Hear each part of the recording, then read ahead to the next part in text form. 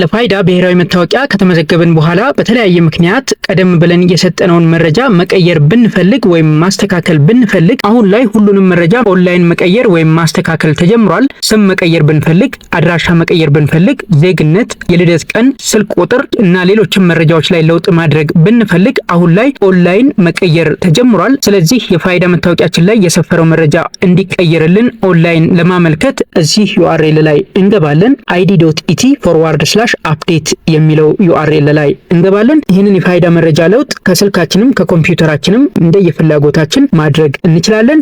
id.et/update የሚለው ላይ እንደገባን ወዲያውኑ ወደዚህ ዩአርኤል ሪዳይሬክት ያደርገዋል። resident.faida.et ወደሚል ዩአርኤል ይወስደናል። ይሄንን ፔጅ ያመጣልናል ማለት ነው። እዚች ቦክሷ ላይ የፋይዳ ተለዋጭ ቁጥራችንን ወይም ደግሞ የፋይዳ ልዩ ቁጥራችንን አስገብተን ፕሮሲድ ወይም ደግሞ ቀጥል የሚለውን እንጫናለን ማለት ነው። ቋንቋ መቀየር ከፈለግን በቀኝ በኩል ከላይ እንግሊዝኛ ወይም አማርኛ ማድረግ እንችላለን እንደ ፍላጎታችን ማለት ነው። ስለዚህ የፋይዳ ተለዋጭ ቁጥራችንን አስገብተን ፕሮሲድ ካልነው በኋላ ወዲያውኑ ቀድመን ባስመዘገብነው ስልክ ቁጥር የዋን ታይም ፓስወርድ ወይም ደግሞ ኦቲፒ ይደርሰናል ማለት ነው። ያቺን ኦቲፒ በሚሰጠን ቦታ ላይ እዚች ፊት ለፊት በምትታየው ቦክስ ላይ እናስገባታለን ማለት ነው። 6ቱን ዲጂቶች እዛ ቦታ ላይ እናስገባለን ማለት ነው። ኦቲፒው ተልኮልኛል እንደምትመለከቱት ያንን ኦቲፒ በሰጠኝ ቦታ ላይ አስገብቼ ቬሪፋይ ወይም ደግሞ አረጋግጥ የሚለውን እጫናለሁ ማለት ነው። ቬሪፋይ ወይም አረጋግጥ የሚለውን ከተጫንኩኝ በኋላ እንደምትመለከቱት ወደዚህ ፔጅ ወስዶኛል። እነኚህን አማራጮች ይሰጠኛል። እንደምትመለከቱት አፕዴት ዲሞግራፊክ ዳታ፣ ኮሬክት ዲሞግራፊክ ዳታ እና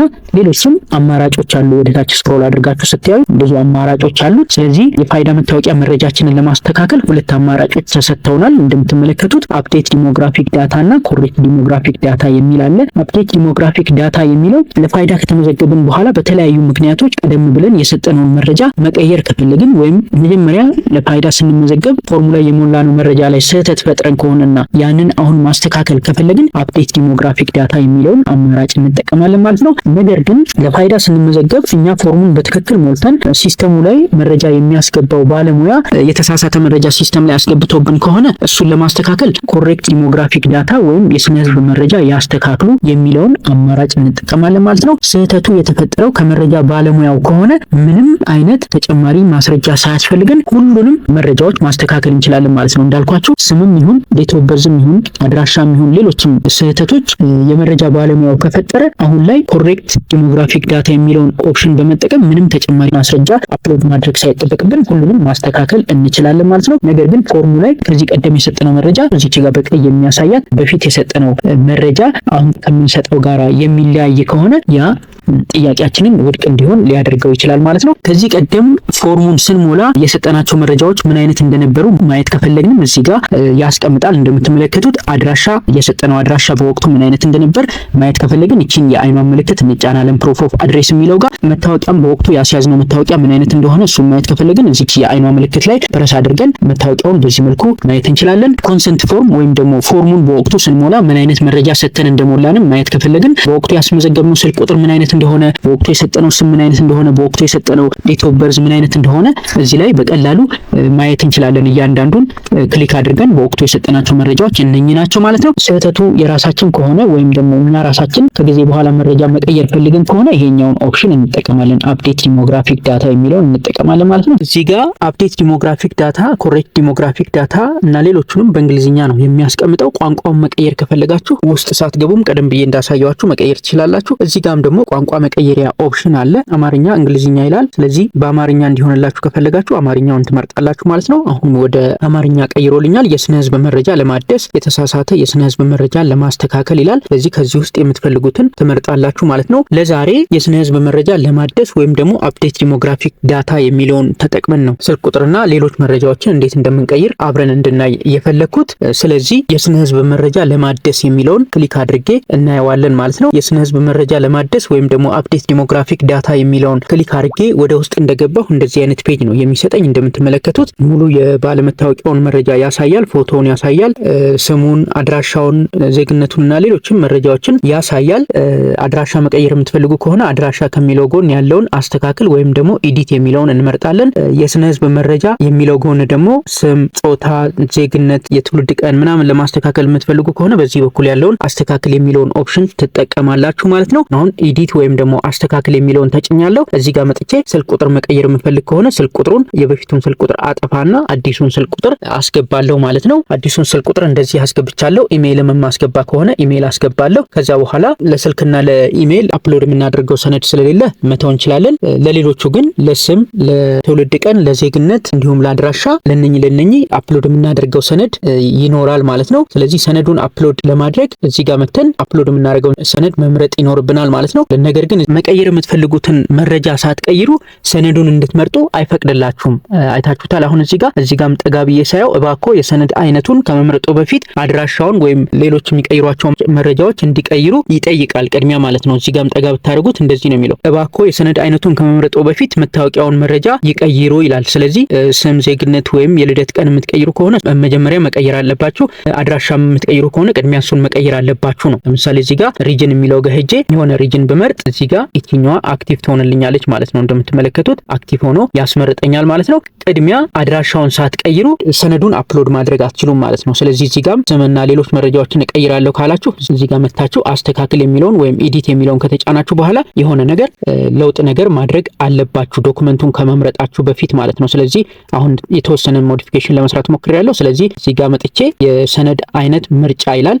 ስለዚህ ዶክመንቱን እንድመርጥ ይፈቅድልኛል ማለት ነው። አሁን ስለዚህ ቀበሌ አይዲ አለ፣ ታክስ ፔየር አይደንቲፊኬሽን አለ፣ በርዝ ዴት አለ፣ ታይትል ዲድ አለ፣ እድር ካርድ፣ ፔንሽን አይዲ፣ ወርክ ፐርሚት፣ ካር ኦነርሺፕ ሰርቲፊኬት፣ ኤጁኬሽን ሰርቲፊኬት፣ ኦፊሻል ኦተንቲኬትድ ሬንታል ኮንትራክት፣ የክራይ ውልም ይሆናል ማለት ነው። ሬሲደንት ፐርሚት እና ሌሎችም በማስረጃነት የምንጠቀማቸው ሰነዶች አሉ። ከዚህ ውስጥ እኛ ያለንን አንዱን መርጠን አፕሎድ ማድረግ እንችላለን ማለት ነው። ስለዚህ አፕሎድ የምናደርገው ሰነድ ግን ከ5 ሜጋባይት መብለጥ የለበትም። ከተቻለ ከ5 ሜጋባይት በታች ቢሆንና በፒዲኤፍ ፎርም ቢሆን የተሻለ ነው ማለት ነው። ለእያንዳንዱ የመረጃ ለውጥ ምን አይነት ሰነዶች እንደሚያስፈልጉ ማወቅ ከፈለግን እዚህ ጋር መተን id.et አፕዴት ሴንተርስ ላይ ሄደን ምን አይነት ሰነዶች ለምን አይነት የመረጃ ለውጥ እንደሚያስፈልጉ ማየት እንችላለን። ለምሳሌ የመጀመሪያ ስም ለውጥ አድርገን ከሆነ የፍርድ ቤት ማስረጃ ያስፈልገናል። መጠነኛ የስም ለውጥ አድርገን ከሆነ ማይነር ኔም አፕዴት ከሆነ ጥያቄያችን ለምሳሌ የስፔሊንግ ስህተት ኖሮት ከሆነ ለሱ ሬሲደንት አይዲ፣ ፓስፖርት፣ ድራይቪንግ ላይሰንስ፣ የሎ ካርድ ከነኚህ ውስጥ አንዱ ይዘን መቅረብ እንችላለን ማለት ነው። የአባት ስም እና የአያት ስም ምንቀይር ከሆነ ደግሞ የአባትነት ወይም ደግሞ የማደጎ የፍርድ ቤት ወረቀት ሊያስፈልገን ይችላል ማለት ነው። ለእያንዳንዱ ዝርዝር መረጃ እዚህ ጋር ያለ በምን መልኩ መቅረብ እንዳለበት ማለት ነው። ለምሳሌ የፍርድ ቤት ወረቀት የምናቀርብ ከሆነ ይህንን መስፈርት ማሟላት አለበት። የፍርድ ቤቱ ስም መገለጽ አለበት። ማህተም ሊኖረው ይገባል፣ ክብ ማህተም። እነኚህ ነገሮች ማሟላት ይኖርበታል ማለት ነው። እዚህ ጋር ዝርዝሩን ማንበብ ይቻላል። ዴት ኦፍ በርዝ የምንቀይር ከሆነ ደግሞ በርዝ ሰርቲፊኬት ሊያስፈልገን ይችላል። በርዝ ሰርቲፊኬት ካለን ጥሩ፣ ከሌለን የቀበሌ መታወቂያ ልናቀርብ እንችላለን። ፓስፖርት ልናቀርብ እንችላለን። ፔንሽን አይዲ ልናቀርብ እንችላለን። የጡረታ መታወቂያ ማለት ነው። ኮርት ዲሲዥን ልናቀርብ እንችላለን። እንዲሁም የመንጃ ፍቃድ ልናቀርብ እንችላለን ማለት ነው። ከነኚህ ውስጥ አንዱን ማቅረብ እንችላለን። ነገር ግን ከነኚህ ውስጥ የምናቀርበው አንዱ ሰነድ ትክክለኛውን ዴት ኦፍ በርዛችንን ሊያሳይ ይገባል ማለት ነው። አድሬስ ደግሞ እንደዚሁ አድራሻም ትክክለኛውን አድራሻ የሚያሳይ ማቅረብ ይኖርብናል ማለት ነው። ለምሳሌ አድራሻ መቀየር የምንፈልግ ከሆነ የነዋሪነት መታወቂያ፣ የፍርድ ቤት ወረቀት፣ ትምህርት ቤት መታወቂያ፣ የመስሪያ ቤት መታወቂያ፣ ዜግነታችንን መቀየር የምንፈልግ ከሆነ ደግሞ እነኚህን ነገሮች ማቅረብ ይኖርብናል ማለት ነው። ስልክ ቁጥር የምንቀይር ከሆነ ምንም አይነት ዶክመንት አያስፈልገንም፣ ቅድም እንዳየነው ማለት ነው። መቀየር የምንፈልገውን መረጃ ከቀየርን በኋላ እዚህ ጋር መተን ቅያሪ አመልክት ወይም ደግሞ ሰብሚት ቼንጅስ የሚለውን ነው የምንጫነው ማለት ነው። ስለዚህ እዚህ ጋር ይሄንን ካደረግን በኋላ አስገባ የሚለውን እንጫናለን ማለት ነው። አስገባ የሚለውን ከተጫንን በኋላ አንዱ ቅያሬ ጥያቄያችን ሳያልቅ ሌላ ነገር መቀየር አንችልም ማለት ነው። ስለዚህ አስገባ ካላችሁት በኋላ ለቅያሪ ማመልከታችሁን የሚያሳይ መልእክት ወደ ስልካችሁ ወይም ደግሞ ለመረጃ ለውጥ ማመልከታችሁን የሚገልጽ መልእክት በበፊቱ ስልክ ቁጥር ይደርሳችኋል። አስፈላጊው ማጣራት ከተደረገ በኋላ ደግሞ ለውጡ ተቀባይነት ካገኘ ተለውጦ ከ2 ሳምንት ባልበለጠ ጊዜ ውስጥ አፕዴት ይደረግላችኋል ማለት ነው። ያኔ ደግሞ ሲለወጥ መረጃው ሲስተካከል ኦንላይን ገብታችሁ እንደዚሁ መረጃው መስተካከሉን ማየት ትችላላችሁ ማለት ነው። ህትመት ጠይቀን ከሆነ ቀደም ብለን የመታወቂያ ህትመት አድርገን ከሆነ በአዲሱ መረጃ ደግሞ ድጋሚ ዳግም ህትመት መጠየቅ እንችላለን። ዳግም ህትመት ማድረግ የምንችልበትን ቪዲዮ ከዚህ በፊት ሰርቼላችኋለሁ። ያንን ልትጠቀሙበት ትችላላችሁ ብዬ አስባለሁ። ስለዚህ በዚህ መልኩ የፋይዳ መታወቂያ መረጃችሁን ማስተካከል ትችላላችሁ። ስልክ ቁጥር ስትቀይሩ ከዚህ ቀደም በምዝገባ ወቅት የሰጣችሁት ስልክ ቁጥር አሁን ላይ እናንተ የማታገኙት ከሆነ ኦቲፒ በዛ ቁጥር ቢላክላችሁ ኦቲፒውን ማግኘት የማትችሉ ከሆነ ኦንላይን ስልክ ቁጥር ለመቀየር ትቸገራላችሁ።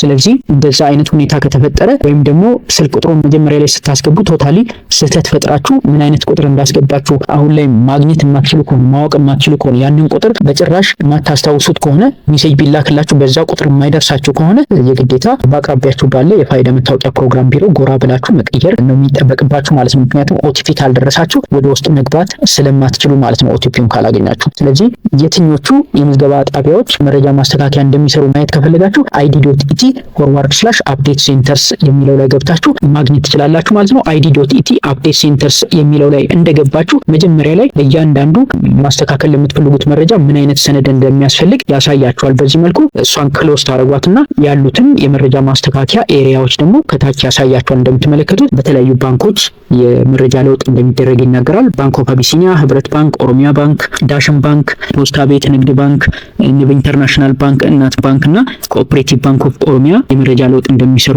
ይናገራል። ሌሎችም ብዙ የአፕዴት ሴንተርስ እንዳሉ ይናገራል በክፍለ ሀገርም በአዲስ አበባም። ስለዚህ ያንን አይታችሁ በሚቀርባችሁ ሄዳችሁ ስልክ ቁጥሩን ማስተካከል ወይም ማስቀየር ትችላላችሁ ማለት ነው። ኦቲፒ በበፊቱ ስልክ ማግኘት የማትችሉ ከሆነ ማለት ነው። ስለዚህ በዚህ መልኩ የፋይዳ መታወቂያ መረጃ ማስተካከል ትችላላችሁ ማለት ነው። ይህ መረጃ ይጠቅማችኋል ብዬ አስባለሁ። እንደወደዳችሁ ተስፋ አድርጋለሁ። ቻናላችንን ላይክ እና ሰብስክራይብ በማድረግ እንደዚህ አይነት ጠቃሚ መረጃዎችን ታገኛላችሁ። እናመሰግናለን።